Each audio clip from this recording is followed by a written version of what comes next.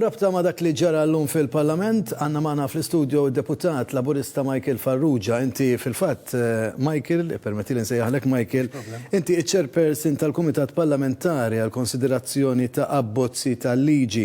Illum kellu jitlaqqa dan il-Kumitat biex imbagħad il-lejla kellu anki jittieħed il-vot. Iżda l-ġir tal-Oppożizzjoni waħħal propju dan il-proċess għax huwa maqsum fuq emenda kontra il-kriminalità. X'tikkumenta dwar dan? Ija, fil-fatt kien hemm avviż illi ħareġ minn naħa tiegħi biex il-laqgħa tal-Kumitat issir illum.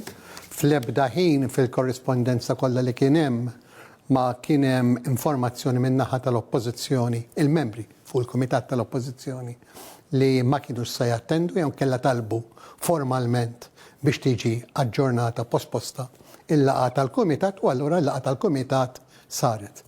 Bħala proċedura, is-soltu nibdew bit-talba, rajna il-minuti u ġew approvati il-minuti tal-aħħar laqgħa.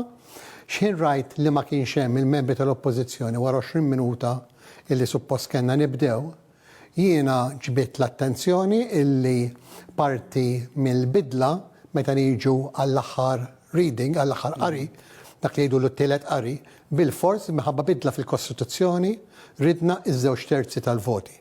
U allura billi ma kienx hemm dak l-abbokkament bejn iż-żewġ naħat tal-Kamra fi stadju ta' kumitat, allura ħassejt li għandi naġġorna il-kumitat minħabba li d-diskussjoni ma setax issir għalhekk kien hemm assikurazzjoni li hemm ftehim bejn iż-żewġ naħat u ma jkunx hemm problema biex tgħaddi l-parti tal-bidla kostituzzjonali meta niġu fit-tielet qari permezz ta' żewġ terzi tal-voti.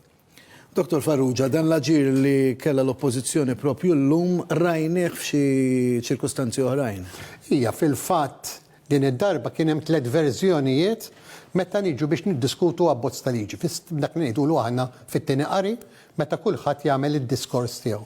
Li mhix l-ewwel darba ġieli kellna ftit ilu abbozz ieħor Novembru li għadda fejn kellna 5 verżjonijiet differenti tal-kelliema tal-Oppożizzjoni u allura turi b'mod ċar illi fil-waqt li għandek in-naħa tal-Gvern, il-membri parlamentari huma kompatti fil-opinjoni tagħhom, fid-deċiżjoni tagħhom u kif iridu nimxu għax għandna viżjoni, għandek oppożizzjoni illi hija mifxula bla viżjoni, anzi mhux viżjoni waħda, għandhom ħafna viżjonijiet imma li ma janaqdux flimkien viżjoni waħda u tkun taf esattament l-opinjoni, id-direzzjoni, il-viżjoni tal-Oppożizzjoni attwalment x'inhi.